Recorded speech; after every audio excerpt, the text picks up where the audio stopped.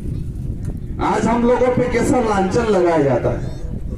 ये तरीका है अपन को दबाने का, डराने का। आज इन किधर भाई कई जगह मैंने सुना है विशाल 60-70 हजार बिल है या पर दूसरे नहीं आए। क्यों नहीं आए? सोच रहे होंगे वो तो फलना गांव में हुआ है, हमारे क्या करना है। कोई सोच रहा होगा उधर हुआ है, हमारे क्या करना है। कोई सोच रहा होगा उजला बिल ने था जो मेला बिल न होकर हुआ। ये चलता इधर क्या उजला मेला बिल। ये स्थिति उस मुर्गे की तरह।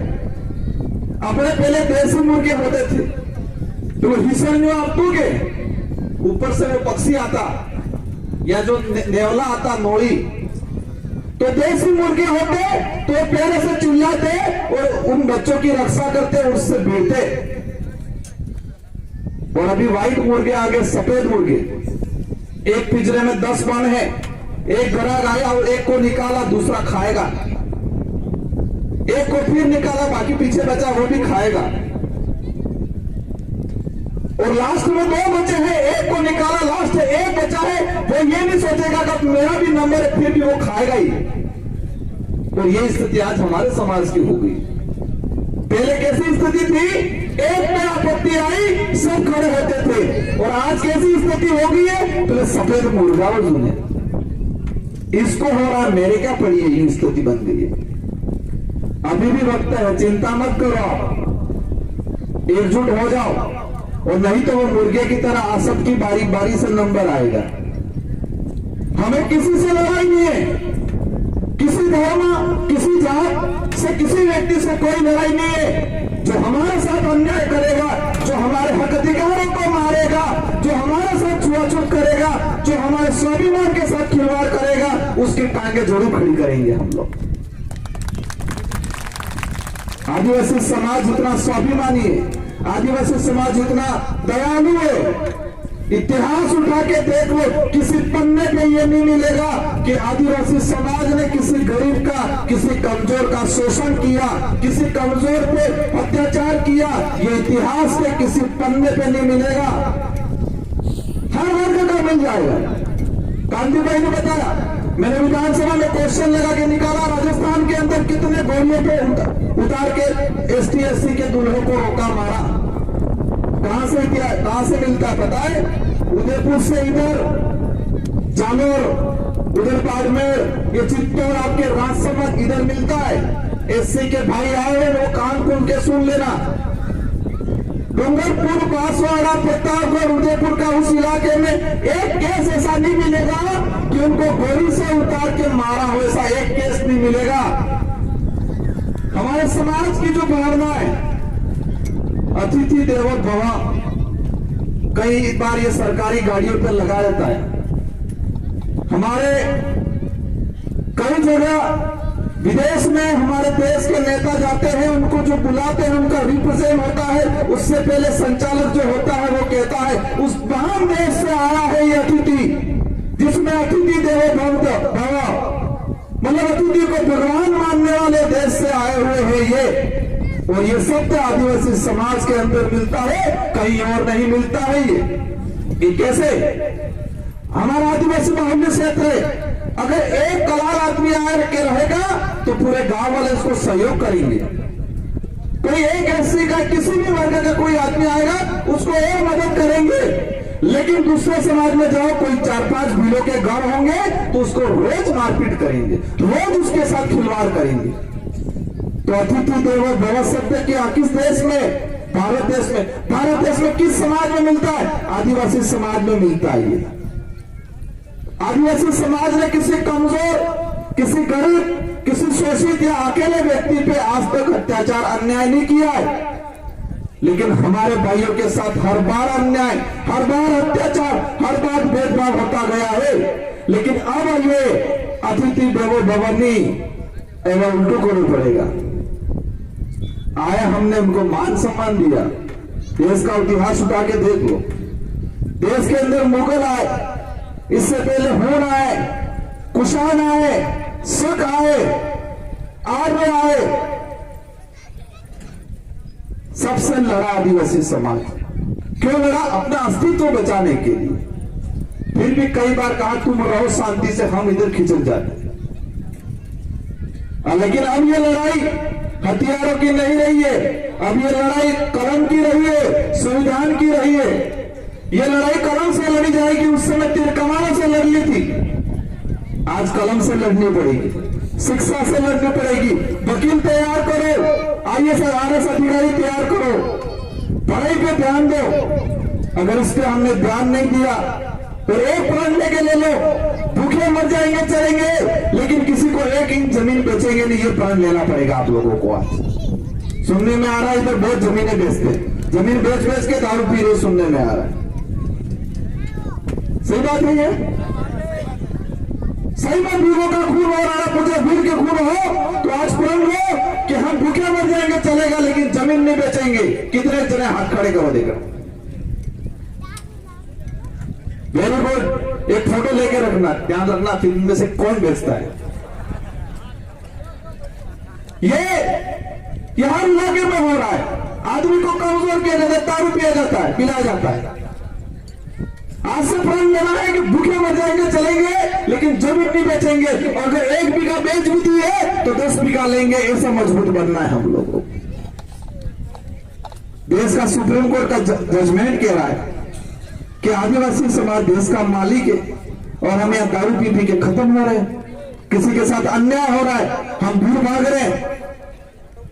बहुत समय हो गया है। मैं इस मंच के माध्यम से ऐसे 84 विधायक होने के नाते मैं राजस्थान के मुख्यमंत्री जी से अनुरोध करूंगा और मैं पत्र भी लिखूंगा पूरे एविडेंस के साथ कि इस भाई को न्याय मिले। अगर न्याय नहीं मिलता है, जो मुलजिम है जिसके खेत में FIR में लिखा है अज्ञात व्यक्ति ने और दूसरी FIR में लिखा है उसके खेत में इसकी मोटर पे जल गया, तो जिसके खेत में काम कर रहा था, यह पहली घटना नहीं है। जालौर में भी यह घटना हुई।